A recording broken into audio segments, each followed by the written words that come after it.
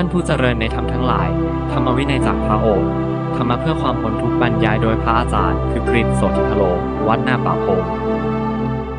เรื่องของความทุกข์เรื่องของทุกขสัจว่าทุกข์เนี่ยก็มีทั้งพระองค์บอกว่าทุกข์มากก็มีทุกข์น้อยก็มีทุกข์ที่คลายช้าก็มีทุกข์ที่คลายเร็วก็มีนี้เรียกว่าความต่างแห่งทุกข์พระองค์ก็บอกว่าทุกข์เนี่ยเป็นสิ่งที่บุคคลควรทราบเราควรทราบเรื่องของทุกข์บอกภิกขุทั้งหลายเธอทั้งหลายพึงทราบทุกเหตุเกิดแห่งทุกข์ความต่างแห่งทุกข์วิบากแห่งทุกข์ความดับแห่งทุกข์และปฏิปทาให้ถึงความดับไม่เหลือแห่งทุกข์ความต่างแห่งทุกข์หรือความมีประมาณต่างๆแห่งทุกข์เนี่ยก็คือที่พระองค์บอกว่าทุกข์มากก็มีทุกข์น้อยก็มีทุกข์คลายช้าก็มีทุกข์ที่คลายเร็วก็มีอยู่ที่อะไรอยู่ที่ความยึดของเราอยู่ที่เรายึดมากยึดน้อยและความยึดคืออะไรความยึดก็คือฉันทราคะฉันทะบวกราคะคือความพอใจหรือพอใจอย่างยิ่งดังนั้นถ้าเราพอใจอะไรมากมันก็จะยึดมากยึดมากก็ทุกข์มากยึดน้อยก็ทุกข์น้อยอะไรที่เรายึดมันมากก็คลายช้าด้วยหรือมีลักษณะที่อย่างราคะโทสะโมหะเนี่ยพระองค์จะบอกว่าราคะเนี่ยโทษน้อยคลายช้าโทสะเนี่ยโทษมากคลายเร็วและพระเจ้าบอกว่าโมหะเนี่ยโทษมากด้วยและคลายก็ช้าด้วยมีความต่างกันของราคะโทสะโมหะนะราคะความพอใจเนี่ยความพอใจอย่างยิ่งเนี่ยบางทีมันมองไม่เคยเห็นโทษเนี่ยก็เลยดูว่ามันโทษน้อยแล้วมันก็คลายช้าโทสะเนี่ยเราจะเห็นโทษมันมากมันรุนแรงนะแต่มันคลายเร็วกว่าแต่รวมแล้วก็ไม่ดีทั้งหมดเป็นเหตุให้เราต้องมาเวียนเกิดเวียนตายพระองค์บอกว่าเราอาศัยอะไรกล่าวพระองค์บอกว่าแม้ชาติก็เป็นทุกข์ชราก็เป็นทุกข์พยาธิคือความเจ็บความเจ็บไข้ก็เป็นทุกข์มรณะก็เป็นทุกข์แม้โศกปริเทวะทุกขโทมนัสอุปายาสะก็เป็นทุกข์คือความโศกความร่ำไรรำพันความไม่สบายกายความไม่สบายใจความคับแค้นใจโศกปริเทวะคำว่าทุกข์นี่มีหลายนัยยะนะอย่างทุกข์เฉยๆนี่จะหมายถึงทุกข์กายแต่ถ้าทุกข์ใจเนี่ยจะใช้คำว่าโทมนัสดังนั้นเวลาพระเจ้าบอกทุกข์โทมนัสเนี่ยก็คือทุกข์กายแล้วก็ทุกข์ใจสองอย่างเลยทุกข์เฉยๆคือทุกข์กายโทมนัสหมายถึงทุกข์ใจปรารถนาสิ่งใดไม่ได้สิ่งนั้นนั่นก็เป็นทุกข์อันนี้ก็จะเห็นชัดอยู่ในชีวิตของคนเราอยู่ตลอดเวลาทุกเรื่องปรารถนาลาภไม่ได้ลาภปรารถนายศไม่ได้ยศหรือพระเจ้าบอกว่าต้องไปกับคนที่เราไม่ชอบใจไม่พอใจ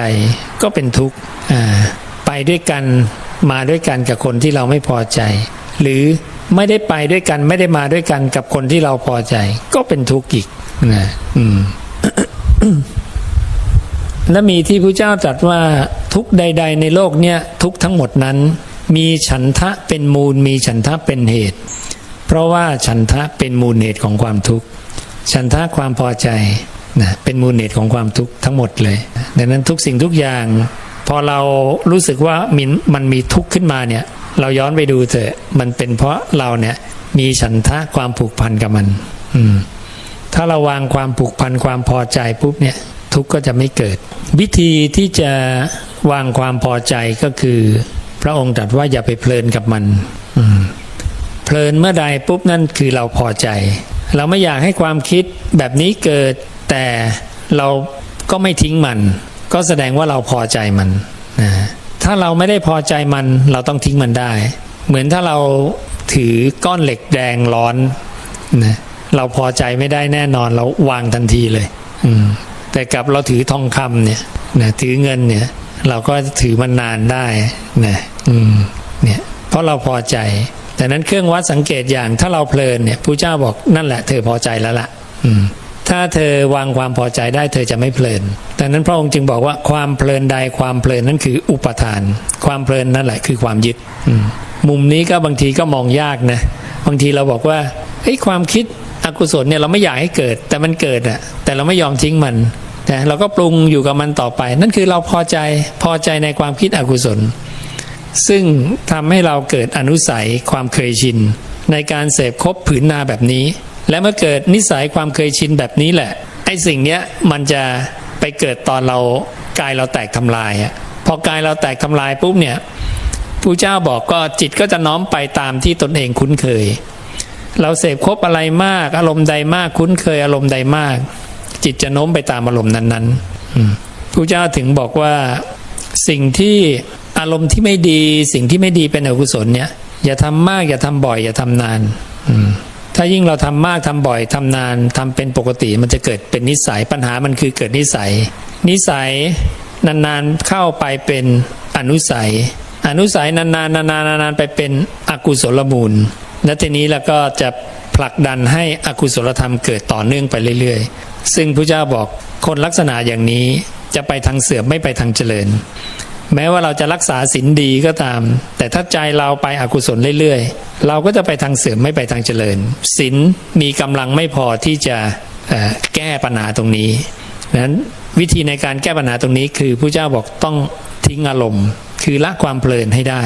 เมื่อละความเพลินแล้วเนี่ยมันก็จะไปอกุศลอีกเราจะแก้ยังไงก็คือต้องมี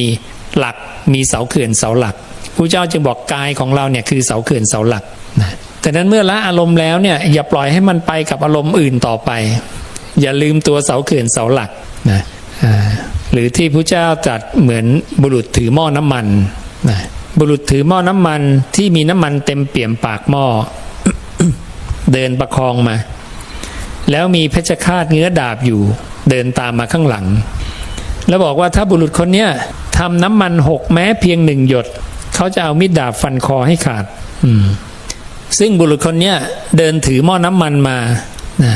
ผ่านกลุ่มของหญิงงามในชนบทซึ่งกำลังขับร้องฟ้อนรำพระเจ้าบอกว่าถ้าเหตุการณ์นี้เกิดขึ้นกับพวกเราเนี่ยพวกเราจะใส่ใจหม้อน้ำมันหรือใส่ใจหญิงงามในชนบทที่กำลังขับร้องฟ้อนรำนะสาวกก็บอกว่าต้องสนใจหม้อน้ำมันอย่างเดียวเลยเพราะว่าถ้าน้ำมัน1 หยดปุ๊บตายทันทีนะเพชฌฆาตก็คอยนะเอาดาบเตรียมจะฟันถ้า1 หยดปุ๊บตายนี่ก็คือพระองค์ก็บอกหม้อน้ำมันเนี่ยเปรียบเหมือนกายคตาสติคือเธอต้องตั้งจิตอยู่ในกายเลยนะหลุดไปปุ๊บนี่มารผู้มีบาปทำอันตรายเธอได้ทันทีเพราะหลุดไปคือการสร้างภพใหม่ภพชาติชรามรณะเกิดทันทีนะเท่ากับความตายมาเยือนแล้วหลุดไปปุ๊บนี่ไปสร้างเกิดเมื่อสร้างเกิดจะได้ตายและขณะนั้นถ้าหลุด เวลาหลุดไปเนี่ยวิญญาณออกจากตรงไหนตรงนั้นดับนั่นคือร่างกายที่เรากำลังเดินอยู่เนี่ยแต่วิญญาณเนี่ยหลุดไปคิดไปอยู่กับความคิดคนที่เดินอยู่เนี่ยแต่กำลังคิดขณะที่คิดเนี่ยจิตมโนวิญญาณเนี่ยไม่ได้อยู่ในกายแล้วนะร่างกายในไปทื่อๆแล้วคิดจบกลับมาถึงจะมาอยู่ตรงนี้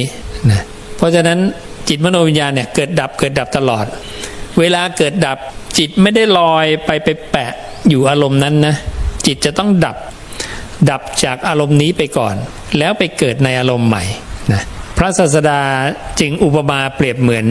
รัศมีของแสง ที่มันดับไปแล้วมันไปเกิดใหม่นะท่านบอกว่าเรือนหลังหนึ่งมีหน้าต่างทางทิศตะวันออกมีฝาเรือนทางทิศตะวันตกเมื่อแสงแห่งดวงอาทิตย์เนี่ยคือสุริเยเนี่ยส่องผ่านช่องหน้าต่างด้านทิศตะวันออกมาแล้วเนี่ยรัศมีคือรอยแดดเนี่ยมันจะปรากฏหน้าที่ไหนสาวกก็บอกปรากฏที่ฝาเรือนด้านทิศตะวันตกถ้าฝาเรือนไม่มีล่ะสาวกบอกว่ารัศมีไปปรากฏที่ดินถ้าดินไม่มีล่ะรัศมีไปปรากฏที่น้ำถ้าน้ำไม่มีล่ะรัศมีย่อมไม่ปรากฏพระเจ้าบอกฉันใดก็ฉันนั้นวิญญาณมีเพราะนามรูปมีเพราะวิญญาณอาศัยกันเกิดขึ้นแต่นั้นนามรูปเนี่ยเปรียบเหมือนฉากนะที่มารับกับแสงแห่งดวงอาทิตย์พอกระทบกันเมื่อไหร่ปุ๊บเนี่ยแสงแห่งดวงอาทิตย์เนี่ยซึ่งเปรียบเหมือนมโนเนี่ยมันจะเกิดอาการรู้แจ้งขึ้นมาทันทีอาการรู้แจ้งนี้พระองค์จะเรียกว่าวิญญาณแต่นั้นวิญญาณเนี่ยพระองค์จึงเรียกว่าเป็นเพียงธาตุตามธรรมชาติเป็นปฏิจจสมุปปนาธรรมาเป็นธรรมที่เกิดจากเหตุอาศัยเหตุนะเว้นจากเหตุปัจจัยแล้ววิญญาณมิได้มีไม่ใช่หรือนะพระเจ้าตรัสดังนั้นวิญญาณมีเพราะเหตุปัจจัย แล้วเมื่อเราเอาฉากออกนะเมื่อฉากไม่มีวิญญาณเกิดตรงไหนดับตรงนั้นวิญญาณล่องลอยไม่ได้ล่องลอยไปที่ใหม่ไม่มีนะเป็นมิจฉาทิฏฐิเป็นความเข้าใจผิดดังนั้นวิญญาณจะมาล่องลอยไปเข้าที่นั่นเข้าร่างคนนั้นเข้าร่างคนนี้ไปพบนั้นพบนี้นี่คือมิจฉาทิฏฐิความเข้าใจผิดวิญญาณเวียนว่ายตายเกิดจึงไม่มีผู้เวียนว่ายตายเกิดคือสัตตานังนะสัตตานังแปลว่าผู้ยึดติดเป็นผู้ที่ยึดวิญญาณอีกทีนั่นแหละผู้นั้นเป็นผู้เวียนว่ายตายเกิดในสังสารวัฏส่วนวิญญาณเนี่ยเกิดตรงไหนดับตรงนั้นเกิดที่ฝาเรือนก็ดับที่ฝาเรือนเกิดที่ดินก็ดับที่ดินนะเกิดที่นามรูปใดจะดับที่นามรูปนั้นดังนั้นเวลาพระองค์บอกว่าถ้าฝาเรือนไม่มีล่ะนะสาวกบอกว่ารัศมีไปปรากฏที่ดินรัศมีที่ปรากฏที่ดินก็ต้องอาศัยลำแสงแห่งดวงอาทิตย์คือสุริเยเนี่ยส่องไปก่อนแล้วถึงกระทบแล้วถึงเกิดรัศมีดังนั้นวิญญาณจะมีได้ก็ต้องมีมโนก่อนแน่นอนต้องมีมโนนำมาก่อนและมโนต้องมีการชนหรือกระทบการชนหรือการกระทบเรียกว่าผัสสะหรือสัมผัสนะต้องมีการกระทบกันของสองธาตุแล้วกิริยาที่รู้แจ้งจึงจะมีขึ้นคือวิญญาณจึงจะมีขึ้นวิญญาณจึงไม่ใช่ชีวิตนะไม่ใช่ชีวิตไม่ใช่สิ่งที่รู้เรื่องวิญญาณเป็นธาตุตามธรรมชาติไม่รู้เรื่องอะไรมันเป็นอาการรู้แจ้งรู้ขึ้นมาว่านี้เป็นธาตุอะไรรู้แล้วก็ดับไปรับรู้แล้วก็ดับไปแค่นั้นเองนั่นเป็นหน้าที่ของวิญญาณเป็นคุณสมบัติของวิญญาณพระองค์จึงบอกว่าวิญญาณเป็นอนัตตานะจิตมโนวิญญาณเป็นอนัตตาเกิดดับตลอดมีตัวตนชั่วคราวไม่ได้มีถาวรสิ่งที่เป็นอนัตตาต้องมีทุกขังคือแตกสลายนะสิ่งที่แตกสลายก่อนนั้นคือแปรเปลี่ยน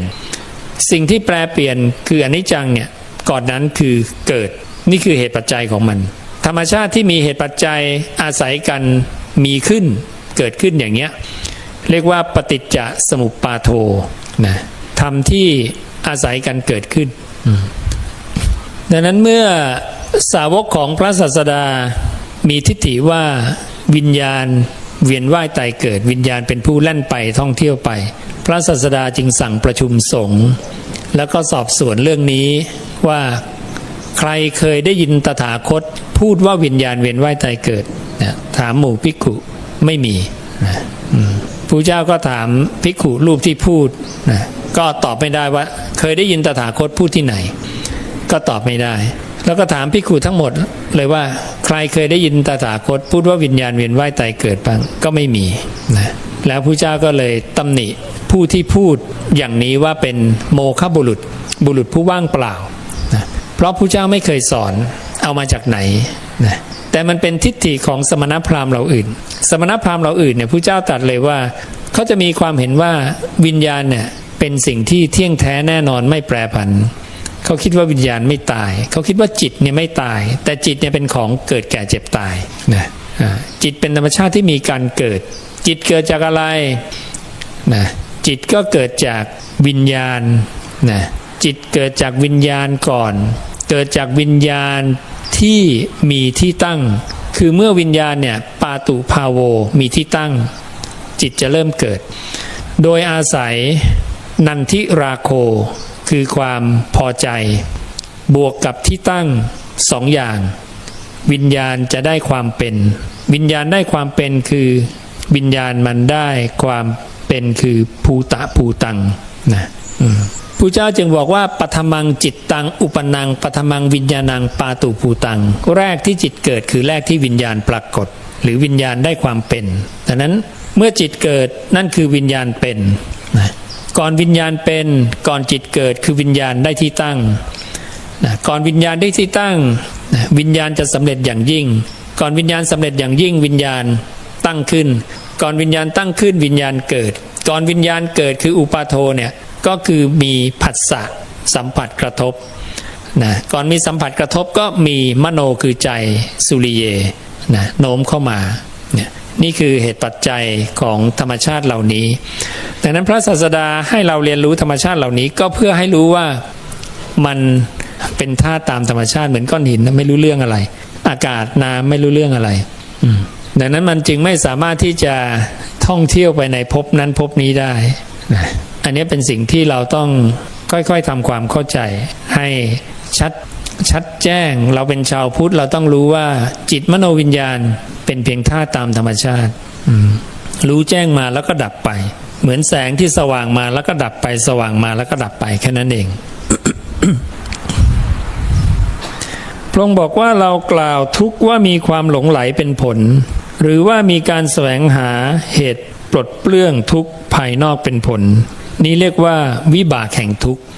เวลาคนทุกข์แล้วเนี่ยก็ไปแสวงหาวิธีแก้แบบภายนอกไม่ได้ดูว่าทุกข์มันเกิดจากอะไรดังนั้นเขาก็จะไปแสวงหาในแบบปุถุชนนะ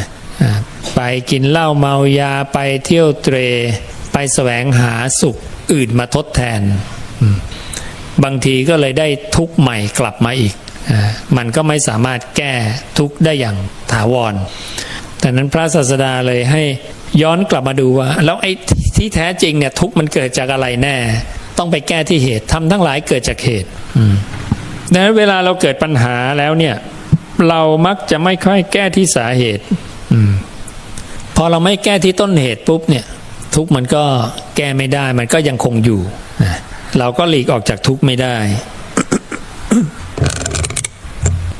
พระองค์บอกว่าวิบากแห่งทุกข์เป็นไฉนบุคคลบางคนในโลกนี้ถูกความทุกข์อย่างใดอย่างหนึ่งครอบงำแล้วมีจิตอันทุกข์อย่างใดอย่างหนึ่งกลุ่มลุมแล้วย่อมเศร้าโศกลำบากรำพันทุบอกคร่ำครวญถึงความหลงไหลหรือบางคนถูกทุกข์ใดครอบงำแล้วมีจิตอันทุกข์ใดกลุ่มลุมแล้วย่อมแสวงหาเหตุปลดเปลื้องทุกข์ในภายนอกว่าใครจะรู้ทางเดียวหรือสองทางเพื่อการดับทุกข์นี้ได้ก็วิ่งแสวงหาทางพ้นทุกข์แล้ววิ่งไปถามคนนั้นถามคนนี้นะ ถามถูกคนก็ดีไปถามไม่ถูกคนก็ได้ทุกข์มาเพิ่มถามถูกคนก็คือต้องเข้าไปหาสัพบุรุษหรือผู้ที่รู้จริงผู้ที่รู้จริงก็คือตถาคตอรหันตสัมมาสัมพุทธสัพพัญญูหรือผู้ที่ฟังมาจากตถาคตนะและนำมาถ่ายทอดต่ออย่างเงี้ยก็คือสาวกทั้งหลายจะเป็นภิกขุสาวกภิกขุณีสาวกอุบาสกสาวกอุบาสิกาสาวกนะเรื่องทุกข์เนี่ยเป็นเรื่องที่พระเจ้าสอนเยอะที่สุดในชีวิตจะพูดแต่เรื่องทุกข์นะ ทุกขสัจเนี่ยค่อนข้างกว้างคำว่าทุกข์ในอริยสัจสี่ไม่ได้หมายถึงความรู้สึกทุกข์เพียงอย่างเดียวพระองค์จึงบอกความรู้สึกทุกข์ก็เป็นทุกข์เห็นนะความรู้สึกทุกข์ก็เป็นทุกข์ความรู้สึกสุขก็เป็นทุกข์อุเบกขาก็เป็นทุกข์ดังนั้นทุกข์อันนี้หมายถึงแตกสลายดังนั้นสุขเป็นทุกข์ก็เพราะสุขแตกสลายความทุกข์ก็เป็นทุกข์คือทุกข์ก็แตกสลายอุเบกขาก็เป็นทุกข์คืออุเบกขาก็แตกสลายไม่มีเวทนาใดๆไม่แตกสลายพระองค์จึงรวมเวทนาทั้งหมดว่าเวทนาใดๆเวทนานั้นถึงการประชุมลงในความทุกข์ไม่ว่าจะเป็นสุขเวทนาทุกขเวทนาอทุกขมสุขเวทนาก็ล้วนประชุมลงในความทุกข์คือแตกสลายนี่คือนิยามของความทุกข์ที่หลากหลายนะคำเดียวคำว่าทุกข์เนี่ยนะมีนัยยะเยอะนะดังนั้นเวลาอ่านคำพระพุทธเจ้าเนี่ยก็ต้องใคร่ควรให้ดีๆนะทุกข์ในอริยสัจสี่เนี่ยก็คือตัวขันธ์ห้า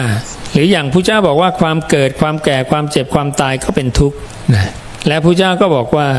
โดยย่อคืออุปทานขันธ์ห้าเป็นทุกข์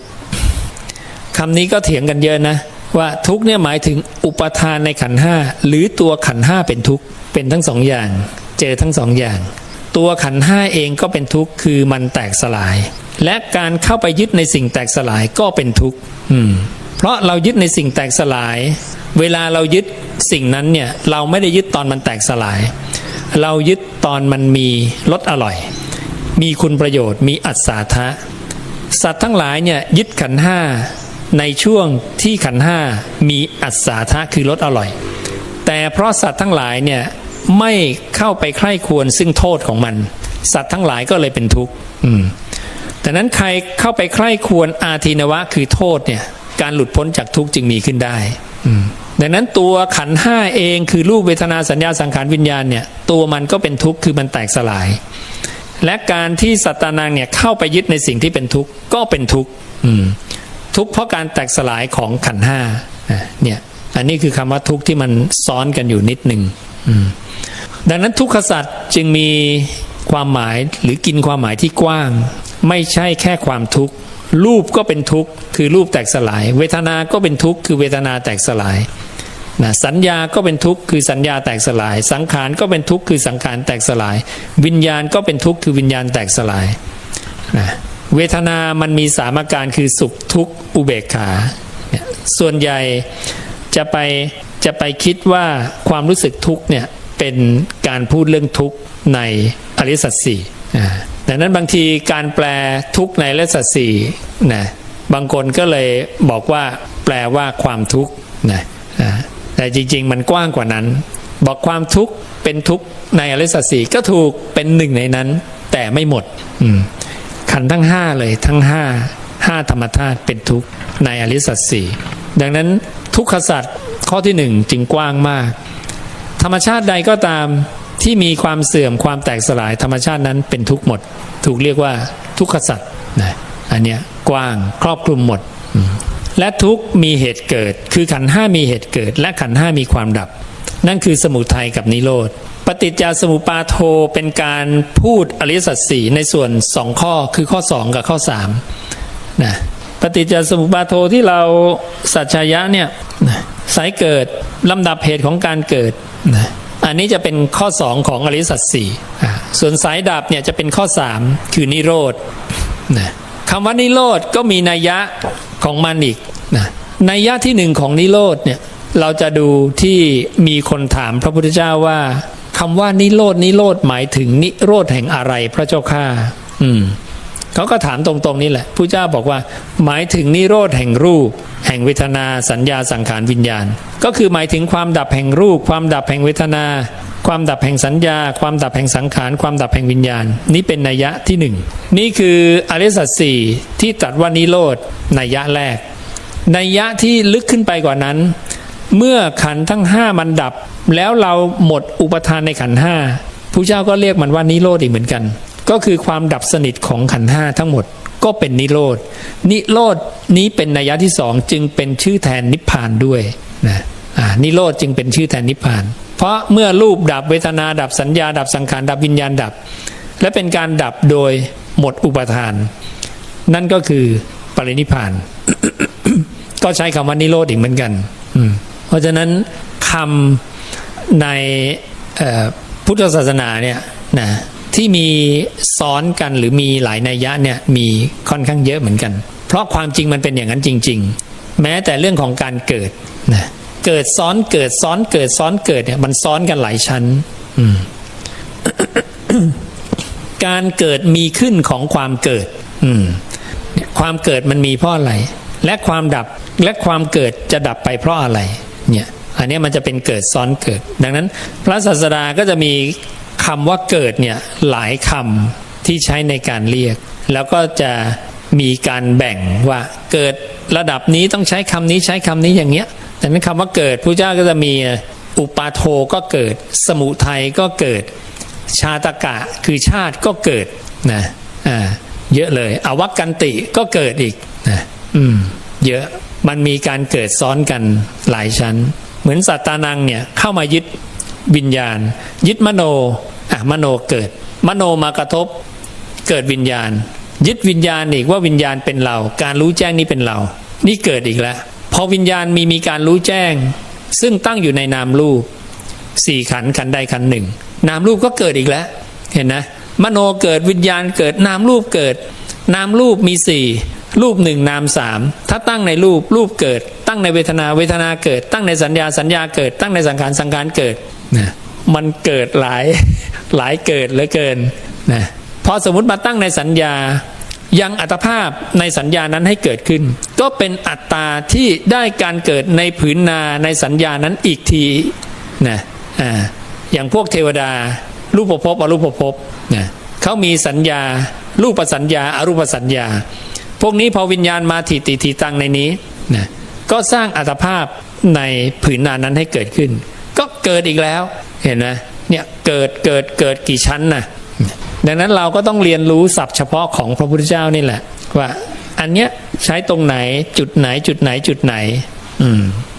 แล้วพระเจ้าจะไม่มีสับสนเลยเนี่ยเราศึกษาเราอ่านไปดีๆนะว่าเรายังกว่าจะเข้าใจยังเล่นต้องหลายเที่ยวแต่พระเจ้าเนี่ยพูดทีเดียวเลยปึ๊บปึ๊บปึ๊บปึ๊บปึ๊บปึ๊บไม่มีพลาดนะไม่มีสลับไม่มีหลงลืมเราจะเห็นว่าพระเจ้าเก่งมากนะ ในสายการเกิดขึ้นของทุกข์คือความตายและลำดับการดับไปของความตายเนี่ยสายดับเนี่ยมันจะมีธรรมอยู่สองอันนะคู่กันเนี่ยนะธรรมะที่คู่กันเนี่ยนะพระองค์จึงเรียกปฏิจจสมุปบาทโธนะแต่นั้นเวลาพูดปฏิจจสมุปบาทโธเนี่ยจะมีธรรมอยู่สองอันธรรมอันแรกจะเป็นธรรมอันเป็นเหตุพระองค์เรียกธรรมอันเป็นเหตุธรรมอันที่สองจะเรียกว่าธรรมที่เกิดจากเหตุแล้วธรรมที่เกิดจากเหตุเนี่ยต่อไปก็จะเป็นธรรมอันเป็นเหตุแล้วก็ทำให้ธรรมที่เกิดจากเหตุมีขึ้นไปอีกธรรมที่เกิดจากเหตุต่อไปก็จะเป็นธรรมอันเป็นเหตุให้มีธรรมต่อไปเกิดขึ้นเนี่ยนี่มันจะอาศัยกันอย่างนี้เกิดขึ้นไปเรื่อยๆนะเป็นความสืบเนื่องความสืบต่อไปเรื่อยๆนะถ้าพูดอันเดียวพูดธรรมอันเป็นเหตุอันเดียวหรือธรรมที่เกิดจากเหตุอันเดียวอันใดอันหนึ่งเนี่ยจะเรียกว่าปฏิจจสมุปปนาธรรมานะปฏิจจคือเหตุสมุปปันคือเกิดธรรมาก็คือธรรมนะนั้นๆเช่นผัสสะหรือเวทนาหรือตัณหาหรืออุปาทานนะนั้นหยิบมาตัวเดียวจะเรียกว่าปฏิจจสมุปปนาธรรมานะอวิชชาเป็นปฏิจจสมุปปนาธรรมาสังขารเป็นปฏิจจสมุปปนาธรรมาแต่ถ้าพูดว่าอวิชชาปัจจยาสังขารานี้เป็นปฏิจจสมุปบาทโธก็ให้เราทราบหลักการก่อนนี่คือหลักการของพระพุทธเจ้าซึ่งพระเจ้าอธิบายเป็นพระสูตรเลยว่าอย่างนี้ถูกเรียกว่าอย่างนี้ก็คือเพื่อให้เวลาเราคุยธรรมะกันเนี่ยเราก็จะได้สื่อสารได้ถูกต้องไม่งงไม่สับสนนะธรรมมันเป็นเหตุและธรรมที่เกิดจากเหตุเนี่ยที่ไล่เรียงลำดับของการเกิดขึ้นของความแก่เจ็บตายเนี่ยและธรรมมันเป็นเหตุและธรรมที่เกิดจากเหตุที่ไล่เรียงลำดับการดับไปของความตายเนี่ยก็เอามาจาก4บรรทัดนี้ข้างบนที่ว่าอิมัสสมิงสติอิทังโหตินะนี้ก็จะเป็นธรรมมันเป็นเหตุธรรมที่เกิดจากเหตุเหมือนกันไล่เรียงกันไปเพราะนั้นตัวหัวข้อใหญ่หัวข้อหลักก็คือกฎอันนี้นะและถูกขยายมาว่าได้แก่อะไรบ้างหรือคืออะไรบ้างนะว่านี้มีที่ว่านี้มีไอ้นี้คืออะไรนะก็คืออวิชชาปัจจยาสังขาราอวิชชานี้คืออวิชชานี้คือสังขารานี้คือสังขารานี้คือวิญญาณังนี้คือนามรูปนี้คือสลายจตนะอย่างเงี้ยไล่ไปเรื่อยๆทั้งหมดเป็นลำดับที่อยู่ในใจเราหมดเลยนะพระเจ้าจึงบอกว่าในร่างกายที่ยาวประมาณวาหนึ่งนี้ที่ยังประกอบอยู่ด้วยสัญญาและใจนี้เองนะเป็นที่เกิดขึ้นของโลกและเป็นความดับไปของโลกโลโกคือความมืดความบอดนะหรือความแตกสลายหรือสิ่งแตกสลายหรือสังคตธรรมหรือสังคตาธาตุเป็นธาตุที่แตกสลายนี่คือความเกิดขึ้นของธาตุที่แตกสลายและความดับไปของธาตุที่แตกสลายก็ตรงนี้แหละดังนั้นนิพพานจึงไม่สามารถได้มาด้วยการไปนิพพานหรือพระองค์เรียกอย่างว่าที่สุดโลกที่สุดโลกอันสัตว์ไม่เกิดไม่แก่ไม่เจ็บไม่ตายไม่จุติไม่อุบัตินะพระเจ้าบอกคนต้องไปให้ถึงแต่การไปถึงที่สุดโลกนั้นไม่สามารถถึงได้ด้วยการไปเห็นนะที่สุดโลกเธอต้องไปให้ถึงนะต้องไปให้ถึงที่สุดโลกแต่ที่สุดโลกนั้นก็ไม่สามารถไปถึงได้ด้วยการไปแต่กลับกลายเป็นว่าต้องย้อนกลับมาในกายนี้พระองค์จึงบอกว่าในร่างกายที่ยาวประมาณวาหนึ่งนี้ที่ยังประกอบอยู่ด้วยสัญญาและใจนี่เองเป็นที่สุดของโลกนะเป็นที่ที่จะไปถึงที่สุดโลกอันสัตว์ไม่เกิดไม่แก่ไม่ตายไม่จุติไม่อุบัติเพราะว่าที่สุดโลกนั้นคือความว่างนะความว่างที่ว่างที่สุดซึ่งมันก็อยู่ในนี้นั่นแหละไม่ได้อยู่ที่ไหนเราวางสิ่งที่เป็นรูปก็เหลือจิตพอมองเข้าไปในจิตยังไม่เจอจิตไปเจออารมณ์นะไปเจอเวทนาสัญญาสังขารต้องเห็นเวทนาสัญญาสังขารนั้นว่าเป็นอนัตตาเป็นแค่ธาตุตามธรรมชาติถึงจะรู้ว่าอ๋อมีอะไรไปตั้งอาศัยในมันถึงจะเริ่มรู้จักจิตพอมองจิตไปเรื่อยๆเห็นจิตเกิดดับถึงจะเริ่มรู้ว่าจิตไม่ใช่ของเรานี่มันหลายชั้น นะเพราะนั้นก็ทำไปเรื่อยๆใจเย็นๆสบายๆไม่ต้องรีบสละเวลาให้100 ปีไปเลยนะเพราะ100 ปีนี้คือล้มสังสารวัฏทั้งหมดนะสามารถที่จะล้มสังสารวัฏตลอดการยาวนานนานขนาดไหน นับปีไม่ไหวนับได้เป็นกับนะกับหนึ่งนานขนาดไหนที่เราเกิดตายกันมาเนี่ยพระพุทธเจ้าบอกว่าเมืองหนึ่งมีกำแพงเหล็กล้อมรอบกว้างโยชน์ยาวโยชน์สูงโยชน์1 ลูกบาศก์โยชน์หนึ่งประมาณ16 กิโล1 เมืองบรรจุเมล็ดพันธุ์ผักกาดเต็มหมดทุก100 ปีบุรุษหยิบเอาเมล็ดพันธุ์ผักกาดออก1 เมล็ดทำอย่างนี้ไปทุก100 ปีไปเรื่อยๆนะจนกระทั่งเมล็ดพันธุ์ผักกาดหมดทั้งเมืองความพยายามขนาดนี้พระองค์บอกว่า1 กับยังไม่สิ้นไปดีเลยเกือบแล้วล่ะนะเนี่ยคือความยาวนานของ1 กับนี่1 กับนะแล้วพราหมณ์เข้าไปถามพระเจ้าว่าแล้วกับที่ล่วงไปแล้วเนี่ยมีกี่กับ100 กับ1,000 กับหรือ100,000 กับพระเจ้าบอกนับไม่ไหวเหมือนกันอุปมาได้ไหมบอกได้ บอกว่าเม็ดทรายในแม่น้ำคงคาตั้งแต่ต้นน้ำถึงปากแม่น้ำมีประมาณเท่าใดเนี่ยกับที่ล่วงไปแล้วเนี่ยมากกว่านั้นอีกโอ้โหนับไม่ไหวนะเอาทราย1 ปี๊บก็นับไม่ไหวแล้วใช่ไหมนี่จากปากแม่น้ำถึงต้นแม่น้ำเนี่ยแต่เราใช้100 ปีล้มได้คุ้มไหมดังนั้นเวลาภาวนาไป5 ปี10 ปีแล้วยังไม่ได้ผลเนี่ยอย่าไปบ่นนะทำไปเถอะให้100 ปีเลยก็ยังคุ้มนะทีนี้ด้วยความที่เรามองแล้วมันอาจจะยากอย่างเงี้ยเราเลยต้องยังไง1ต้องเดินให้ถูกทางก่อนถึงต้องสกรีนก่อนนี่คำสอนถูกต้องว่าเนี่ยเหมือนโสดาบันเนี่ยจะลงมือทำความเพียรแล้วจะลงมือว่ายน้ำแล้วลอยอยู่กลางทะเลจะว่ายน้ำแล้วแต่ว่ายเข้าหาฝั่งหรือว่ายออกจากฝั่งคุณต้องเหลียวดูรอบๆก่อนใช่ไหมพระเจ้าจึงบอกโสดาบันเนี่ยเป็นผู้ที่ลอยตัวอยู่ได้แล้วนะแล้วเหลียวดูรอบๆคือขาดไม่ได้เลยนะคำว่าเหลียวดูรอบๆเนี่ยคนที่ไม่เหลียวดูก็คือยังไม่ใช่โสดาบันก็จะเป็นลำดับก่อนโสดาบันคือลอยตัวอยู่ได้ทรงตัวอยู่ได้นะกุศลธรรมของเขาไม่เพิ่มไม่ลดทรงนี่ยังไม่ใช่โสดาบันแต่ถ้าคนที่ทรงได้ขนาดนี้แล้วเหลียวดูรอบๆเมื่อไหร่อันนั้นแหละโสดาบันก็คือเริ่มรู้ตัวละว่าต้องออกจากทุกข์ละนะต้องหาทางออกละนั้นเมื่อเขาเหลียวดูรอบๆเขาก็เริ่มจะเห็นฝั่งเมื่อเห็นฝั่งปุ๊บเริ่มทำความเพียรได้ไม่งั้นมักจะชอบพูดกันว่าทำความเพียรเลยปฏิบัติเลยแล้วปฏิบัติยังไงล่ะนะไปนั่งบูชาไฟไหม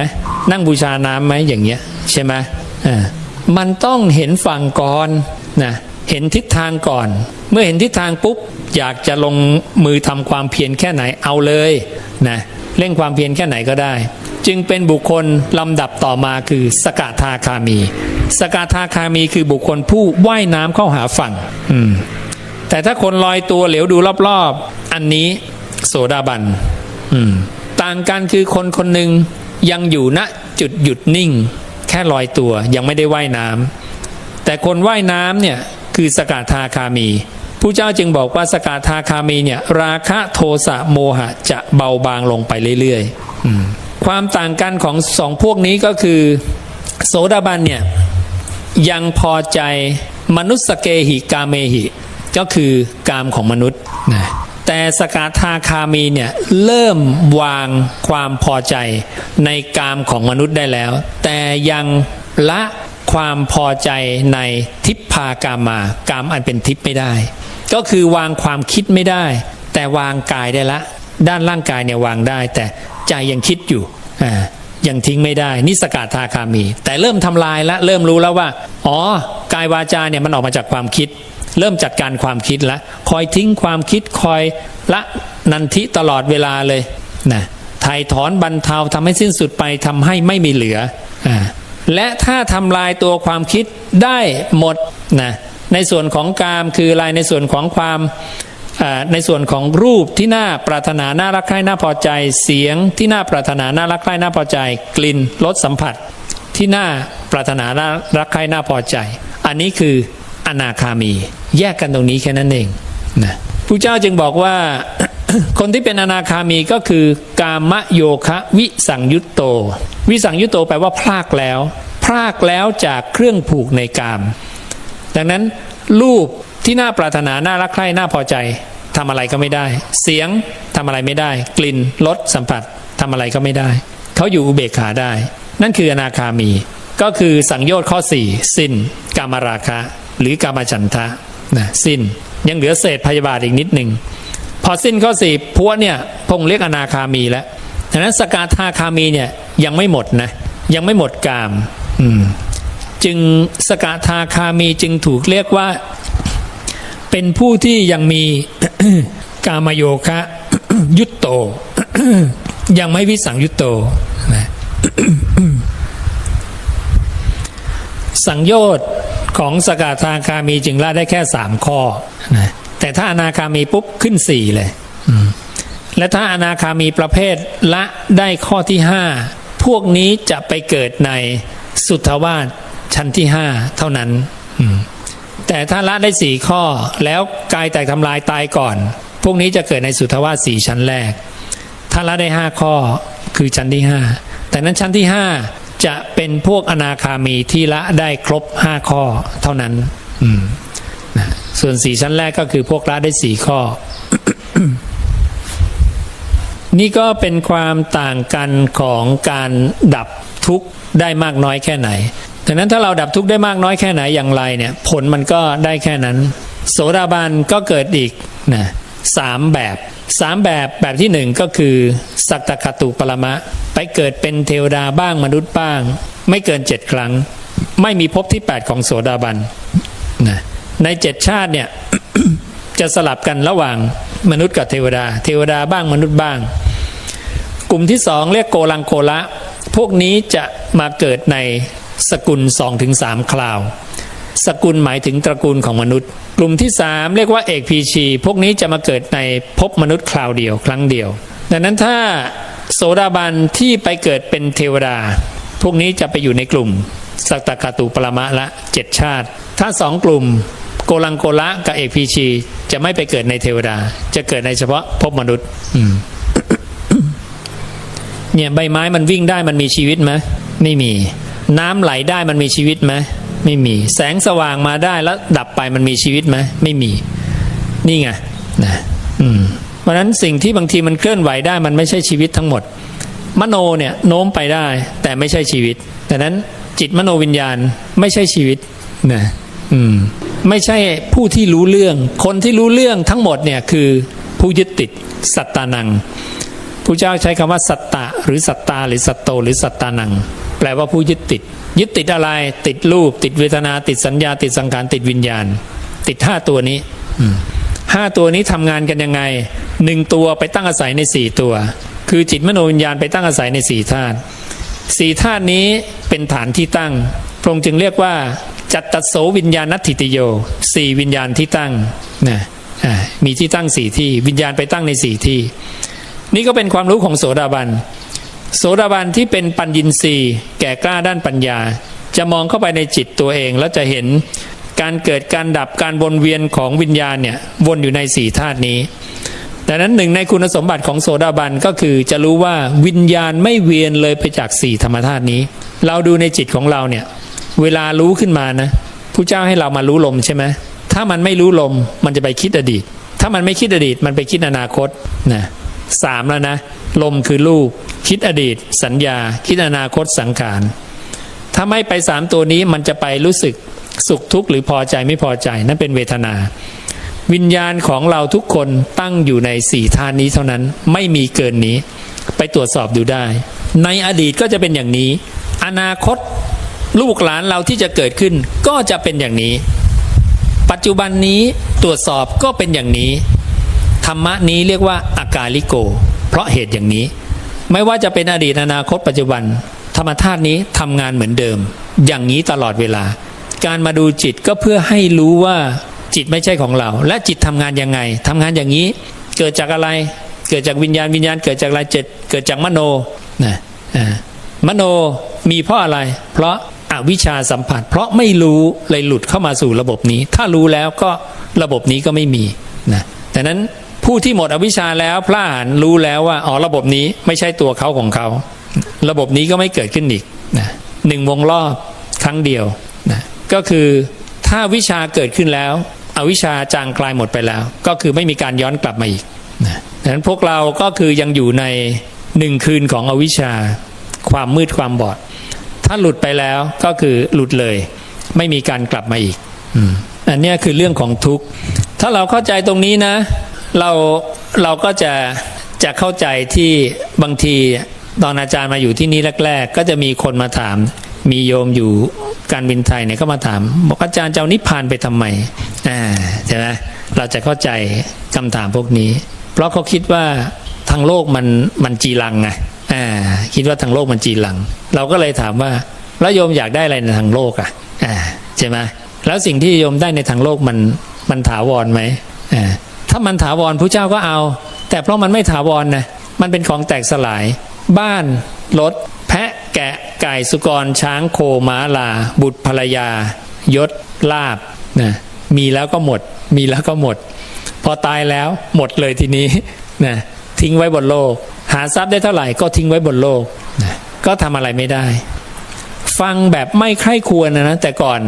ฟังก็เห็นก็ว่าพระท่านก็พูดนะมีเงินก็ทิ้งไว้บนโลกเนี่ยมันก็ฟังมันก็ยังไม่ค่อยลึกซึ้งนะเราต้องเอามาใคร่ควรว่ามันทิ้งจริงๆหรือเปล่าเวลาเราป่วยเราเจ็บเนี่ยไม่อยากได้แล้วนะเงินอยากหายนะเอาเงินมากองเท่าไหร่ก็โหไม่เอาหายดีกว่า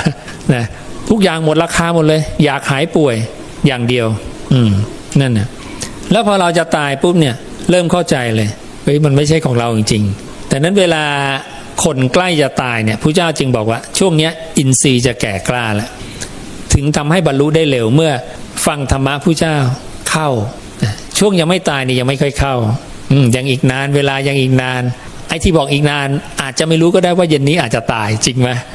มันก็คิดปรุงไปเรื่อยๆนะพระเจ้าจึงบอกว่าอย่าประมาทต่อความตายนะเราทำการไปเนี่ยทำได้หากินเป็นธรรมโดยไม่เครียดคัดทำงานแล้วอย่าไปเครียดคัดกับมัน2ทำตนให้เป็นสุขอิ่มหนำ3แบ่งปันโภคทรัพย์บำเพ็ญบุญเห็นไหม4ไม่กำหนัดไม่มัวเมาไม่ลุ่มหลง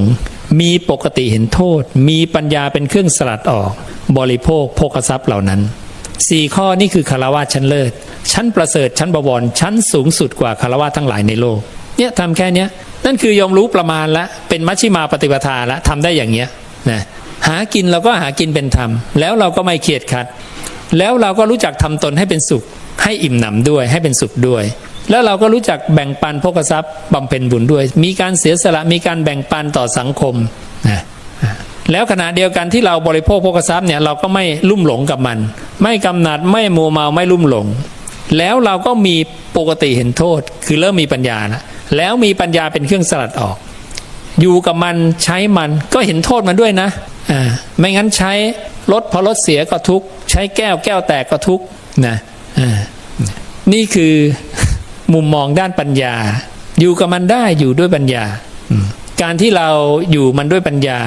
เราดูแลแก้วล้างแก้วเช็ดแก้วทำความสะอาดก็ไม่ใช่ว่าเรายึดแต่เราต้องอยู่กับมัน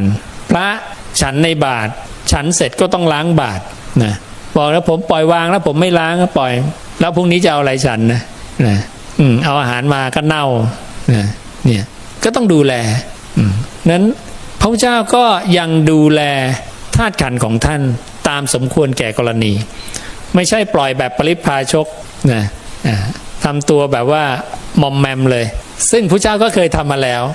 ไม่เอามือลูบฝุ่นเลยตลอดเป็นปีนะผิวนี่ตะปุ่มตะป่ำไปหมดเลยท่านบอกนะไม่อาบน้ำไม่ทำอะไรทั้งสิ้นปล่อยวางคิดว่าอย่างเงี้ยคือหลุดพ้นอันนี้ก็มีเป็นอัตตกิลมัฏฐานุโยโคทรมานตนให้ลำบากเพราะคิดว่าทำแบบนี้คือหลุดพ้นนะนี่พระเจ้าตรัสบอกกับสารีบุตรนะเราทำมาแล้วอย่างเงี้ยทำมาแล้วนะกินน้อยๆจนทั้งไม่กินเลยกั้นลมหายใจนะลองทำดูซิทำทุกอย่างเลยผลที่สุดพิจารณาแล้วไม่ใช่นะสุขทุกข์ก็ยังเกิดในใจอยู่เพราะนั้นพระเจ้าก็พิจารณาว่าไม่ใช่หนทางของการหลุดพ้นละเราไปทำลายกายขนาดไหนจะฆ่ามันให้ตายก็ได้แล้วคนที่ฆ่าร่างกายตายหลุดพ้นไหมไม่หลุดคนที่มีอิทธิปาฏิหาริย์หลุดพ้นไหมก็ยังไม่หลุดมีอิทธิปาฏิหาริย์มีอาเทศนาปาฏิหาริย์กำหนดรู้จิตคนอื่นได้ ผู้เจ้าบอกมันเป็นแค่ปาฏิหาริย์ของปุถุชนเราก็ไปนึกว่ามันวิเศษผู้เจ้ามองมันเป็นเพียงแค่น้ำ2-3 หยดเปรียบเทียบกับน้ำในมหาสมุทรสามัญญผลของสมณพราหมณ์เหล่าอื่นหรือที่ปุถุชนเขาได้กันเนี่ยมันมีคุณประโยชน์เพียงแค่น้ำ2-3 หยดมันไกลกันมากเลยแต่สามัญญผลในพุทธศาสนาในคำสอนของพระเจ้าเนี่ยเหมือนน้ำในมหาสมุทรยิ่งใหญ่กว่าเยอะนั้นถ้าเรามองเรื่องของความไม่ตายหรือความเป็นอมตะไม่ออกเนี่ยมันก็จะไปมองสิ่งเหล่านั้นว่าเป็นสิ่งที่เลิศจริงมันไม่มีอะไรเวลาแก่เจ็บตายคนที่มีฤทธิ์กำหนดรู้วาระจิตคนอื่นได้เอาฤทธิ์ไปใช้ตอนหลังตายได้ไหมไม่ได้พอตายแล้วก็หมดละฤทธิ์หมด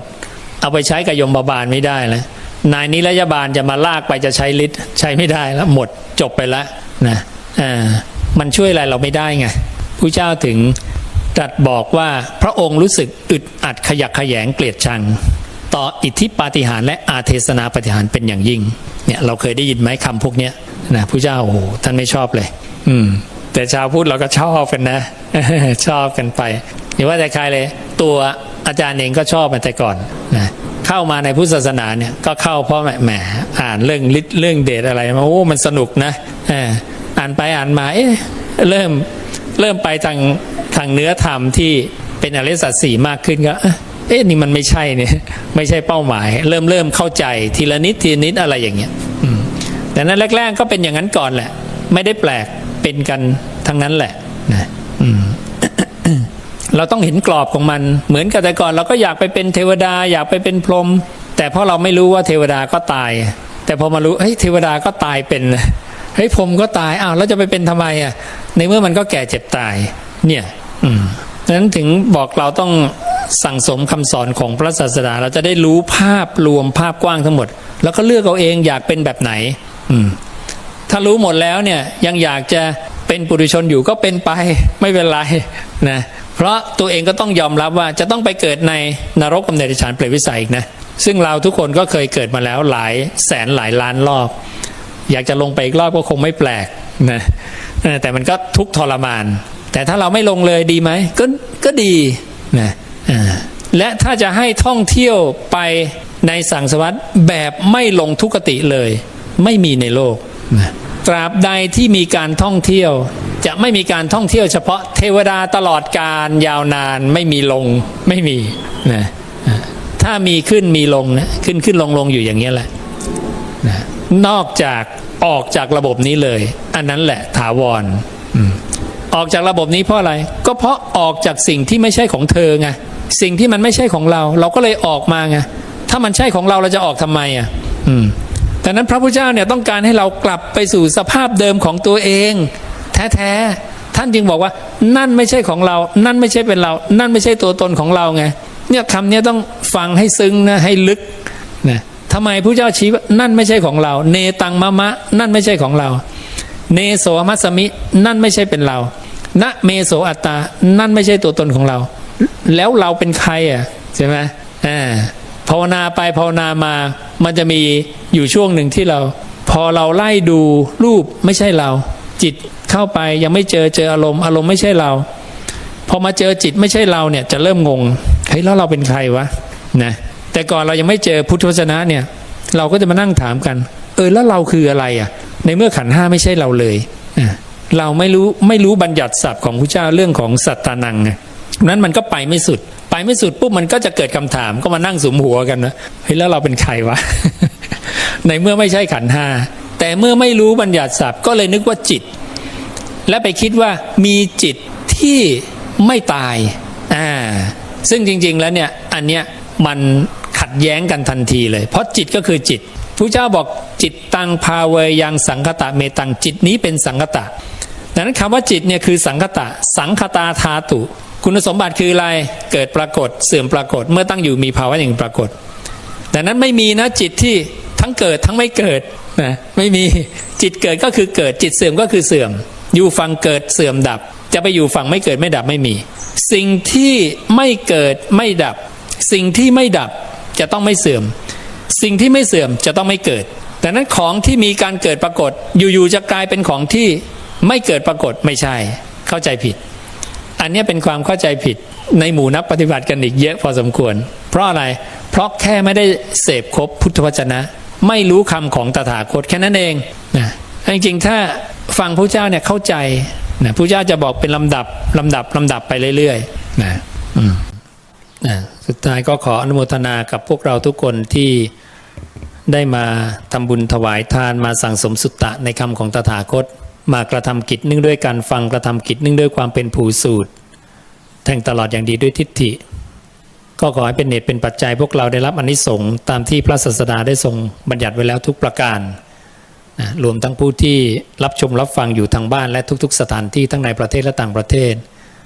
และได้ดวงตาเห็นธรรมสำเร็จมรรคผลนิพพานในอนาคตการนั้นใกล้โดยทั่วกันทุกท่านทุกคนเถิด อนุโมทนาสาธุ